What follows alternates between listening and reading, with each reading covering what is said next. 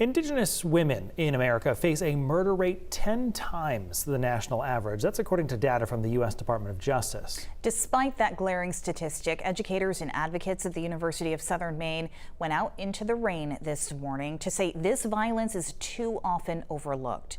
News Center Maine's David Guilford reports from campus, where a new exhibit is meant to drive both curiosity and action.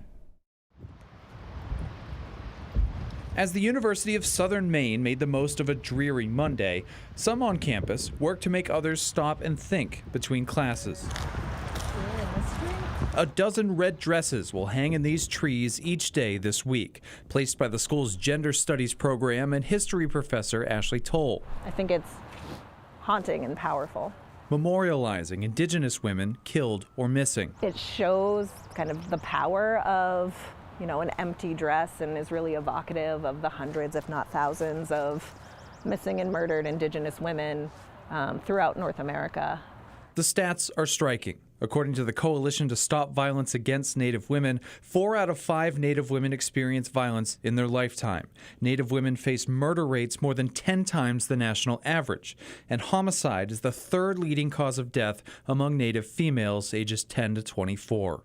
I think it's very striking. The idea was inspired by the REDress Project, launched by Canadian artist Jaime Black in response to the more than 1,000 missing and murdered Aboriginal women in her country. At USM, the dresses were donated by students, each one unique, but together they form a haunting tapestry. It's really jarring. It's my first impression. When I look at it, I feel it, like in my full body, and I hope it draws people in to ask more questions about what this is. There are QR codes on each dress, which take intrigued passersby to sites teaching more about this disproportionate violence. This week's driving rains only add to the exhibit's effect, a welcome feature, as Toll hopes to attract curiosity and create motivation. Generate education so that people can learn and they can take those next steps to be allies to Indigenous people.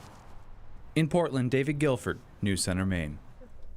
May 5th is the official day of observance for missing and murdered Indigenous women and girls. USM's campuses in Gorham and in Lewiston will have red dress exhibits of their own that day.